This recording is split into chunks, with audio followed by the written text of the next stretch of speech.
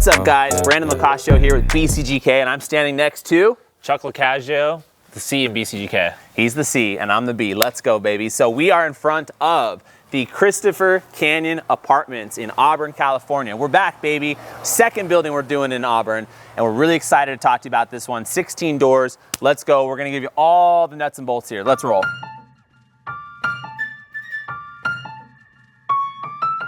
Hey, so Brant, why Auburn? How did we find this deal? And why exactly are we here today? Auburn is, as you know, great place to invest in real estate, great place to live. It's really considered sort of a outdoorsman, outdoorswoman type place, very active lifestyle community. It's sort of an affluent suburb of Sacramento. And as you know, we already own a deal in Auburn. It's been amazing. Right. So why wouldn't we come back for a second time? Right. This deal popped up on the radar and we had to jump on it, and here we are. So let's go talk about the deal, huh? Yeah.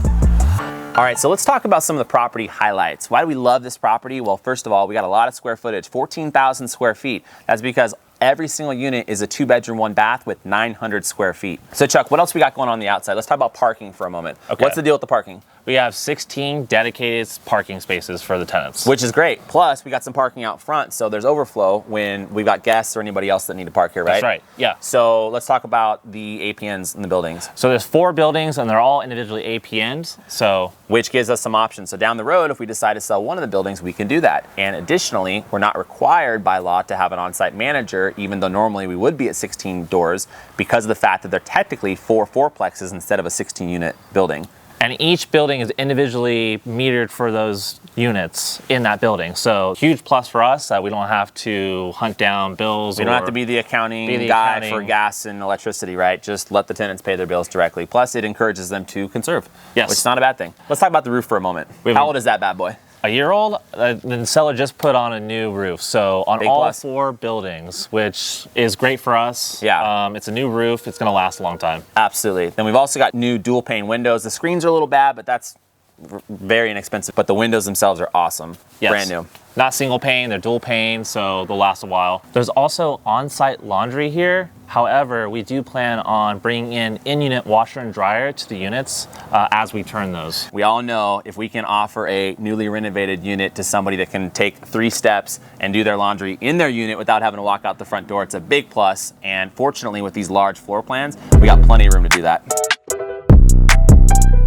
All right, Chuck, let's talk about some of the improvements we want to make on the exterior. Right, so I'm thinking we definitely want to approach the paint for each of the buildings.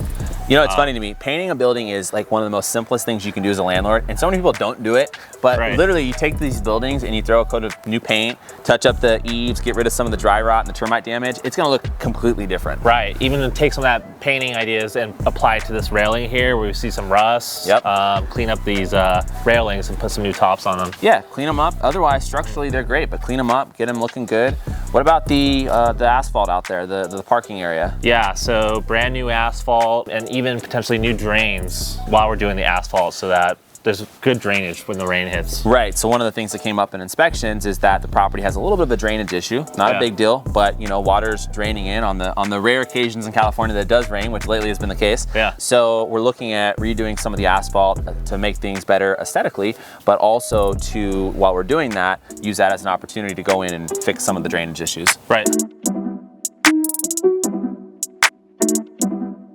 So let me ask you a question. Do you think views are important to people? Very important, yeah. I mean, because who wants to look at a block wall or a tree or nothing, right? I mean, a tree maybe they want to look at, but or next door. What if you look at 1,000 trees out yonder, right? I mean, with this property, you sit on a bluff, and it's like your nearest neighbor is 300 feet away, and they're down at a different level. The topography of this property is amazing. Right, you got seclusion a little bit, some privacy, right? It's hard to find sometimes, especially the fireplace is burning back there. You got a nice smell in the air. Like, this is a nice little town. And you'd think you were in the mountains, but really, civilization is about 2 miles that way. You're right in a downtown corridor. Yeah, really close still to downtown. So let's talk about landscaping here. What do you think we got to do with that? Yeah, I mean, look at these shrubs. 1960, baby. 1960. They've been here a long time. Very long time.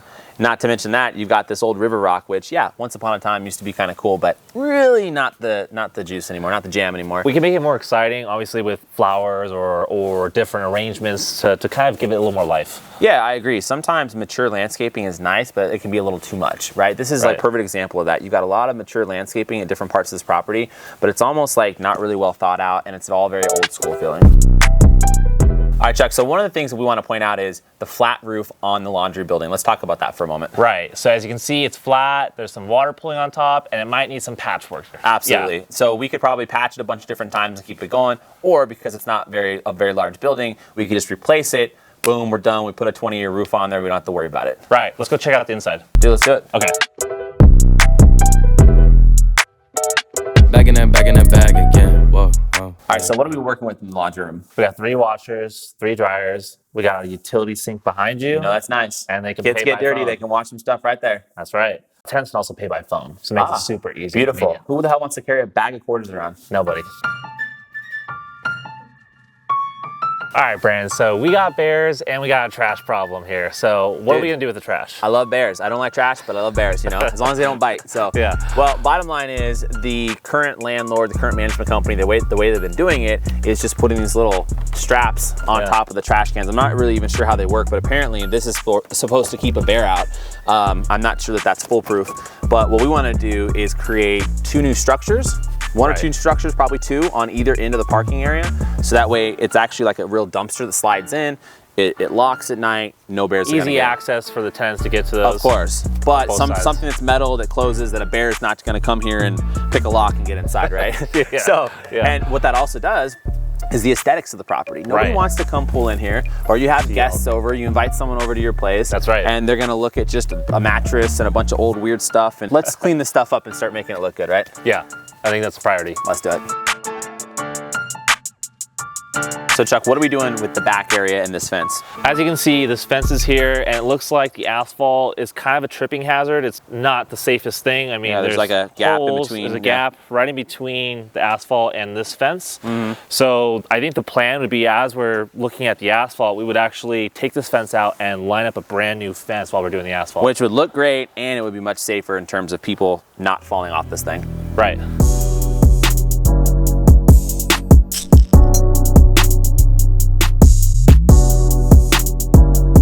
All right, guys, so we're in downtown Auburn. Let's go. What do you think about Auburn, this town, Chuck? California, a little piece of Americana here. Little Mayberry town. This is an original California gold town, by the way. They were out here panning for gold, hanging out, setting up shop in Auburn. And I have to tell you, I don't think a lot's changed since then. A lot of quaint, cute little shops in the downtown corridor where we're at right now. One of the best places is that it's actually very close to Sacramento. It's very close to Tahoe. What, 2 hours? 2 hours away. Right? You can get down to Sacramento, catch a flight, or go to work down there, check out the downtown in 30, 40 minutes. Right, yeah. You got the State Theater here, built in 1930. The Placer County Courthouse. Also another building that actually was one of the original state capitol buildings in 1848, 1858. So Brandon, why are we investing in Auburn? Well, look, when you buy a piece of real estate, anybody can just, where should I buy? Or spin the globe and pick a spot, right? But when you buy in a really fantastic area where there's low crime, where there's a nice population of people and things happening, that's one way you're gonna protect your investment. So we believe by continuing to invest in Auburn that it's really a safeguard for us and our investors. What's up, guys? All right, I found Kevin, the K in BCGK, and Kevin's been running all of our inspections this weekend. So Kevin, let's break it down. What are we doing for our inspections? Yeah, let's talk about our inspection process. Phase 1 of the inspection process. The first weekend that we're here, we want to get a really good feel for the building. So we start with a general home inspection. And what that entails is a top to bottom process. We're looking at everything from the roof to the exterior, the railings, plumbing and electrical, and getting a basic feel of what's going on in those systems. Absolutely. And by the way, so we hire a licensed company that comes in and does all that stuff for us, and they're going to put together a very comprehensive report after the weekend, which is fantastic. That's right. Aside from that, some of the supplemental inspections we've done: termite, asbestos, which is looking at things like drywall, acoustic ceiling, of which we don't have any here, and some of the other building materials to know when we disturb those materials, what processes and protocols do we need to have in place. Aside from that, we also do a sewer line inspection, very important. Absolutely. They take a camera, run it through the pipe, and they'll actually give us that video with their recommendation of anything we should do to make sure the sewer line is in tip-top shape. That's right. So by doing all of those things in weekend 1, especially in a process like this where we have a 17-day due diligence period, we get right to it. We get a lot of reports back. We normally get them within 2 to 4 business days, and we're going to review those within our 17-day due diligence period to then know what are we looking at, what kind of concessions might we ask for from the seller, and what in general is our process going to entail when we start remodeling, when we start making changes and improving the property. All right, let's talk a little bit more about the kitchen. At BCGK, what we like to do is provide a clean and neutral color palette for our tenants to make their own. So we do things like refinishing cabinets. White shaker is a color that we've always preferred. These Formica countertops, they're just fine, but we prefer stone or quartz when we can. Sometimes earthy tones to match the natural environment up here in Auburn. This vinyl flooring, not bad, but if we can replace it with a new LVP, something that's a little bit more modern, a little bit more durable, industry standard at this point, we're happy to do that. Up above the stove here, we've got a lot of dead space, so a nice range with an exhaust fan being installed in this area is something that we can do that'll just add to the functionality of the kitchen overall. And then these white appliances, they're nice, they're fine, but we prefer stainless steel when we can. It adds a little bit more of that nice touch. People enjoy being in the kitchen. We spend a lot of time in the kitchen, so we really want it to be an enjoyable place. All right, Kevin, thanks for all the great information on the kitchen. So let's talk about some of the rest of the floor plan, starting with this giant living room behind us. What do you think about this bad boy? Yeah, it is. It's really spacious. We love the living space here, and really not too many changes that we would make. One of the things that we would probably do would be getting rid of carpet and transitioning to an LVP flooring, just a little bit more durable and a little bit more consistent with our standard. But aside from that, as you can see, new vinyl windows, very spacious, plenty of space. Lots of light comes in. Lots of natural light, yeah, beautiful outdoor surroundings. So not a whole lot to do here except enjoy the nice big living space. Love it. Let's go take a look at the rest of the place. Yeah, let's do it. All right, guys, so check out this bedroom, the size of it, right? We've got these large floor plans, and it just continues right into the primary suite. Kevin? Absolutely. Primary suite measuring about 12 by 12, and the secondary suite about the same size. So really, really spacious. The beautiful thing about the primary is it does come with a walk-in closet, which is pretty rare to find in standard apartments. And not too much to change here either, which is nice and beautiful. We'd probably get rid of the carpet and put down an LVP flooring, just a little bit more modern, a little bit more durable. Aside from that, just enjoy the spacious bedrooms. That's about it. Straightforward. All right, guys, so we're standing in the hallway outside of the bedrooms right next to the bathroom, and there's another great feature we're thinking about upgrading to here we want to talk about. Yeah, so when we ran through these units, one thing that we noticed is they already have a good deal of storage. Well, we see this cabinet at the end of the hall, and while it does have some utility, we thought, why not give people the ability to do laundry in their own home? We do have an on-site laundry facility already, but some of the feedback that we've gotten is that, of course, it's not quite as convenient as having in-unit laundry. So by adding some washer and dryer hookups in here and allowing for the ability to have a stackable at the end of the hall, we now transition this area that's primarily just storage space right now into a more functional area that makes the overall living experience much more convenient.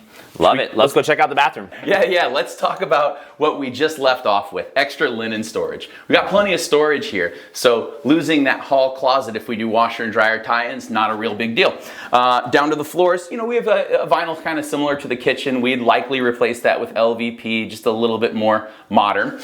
Yeah, maybe a new countertop, refinish or replace the cabinets, and then for sure, a nice big mirror. We'd replace the smaller medicine cabinet with a more full-size mirror. Look great. Aside from that, everything's in really good condition.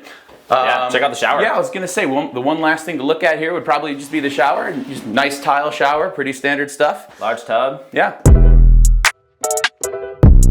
All right, guys, so that pretty much concludes our inspection weekend and our property tour video here. We appreciate you guys checking this out. We've had a lot of fun. It's always great to get out of Dodge and get up to one of the cities where we're buying a property. What would you say? Successful weekend? Successful weekend back in Auburn. We walked each unit, we did our inspections, and we now have a comprehensive game plan for our renovations to really drive home that value add strategy. Kevin, what are the next steps? Yeah, the next steps are really simple. You know about the inspection process. You know about the floor plans. It's time to learn about the investment process. You can reach out to me directly with any more questions or to have a conversation about anything that you've heard throughout the course of these videos. We'll also be setting up a webinar. We're going to host a webinar, generally runs about 60 to 90 minutes, where we do a comprehensive look at the property. We're going to go over everything from what we found in our reports to our investment structure and game plan. Or you can also dive into our investor portal, bcgk.investnext.com. Yeah, check out the link. It's down there. Get into our portal, use the resources that we built there to help you learn more about the property. And by the way, it's beautiful. You can invest directly through the portal. It's seamless, it's flawless, it's super simple. Let's go, cash flow! Woo! Yeah.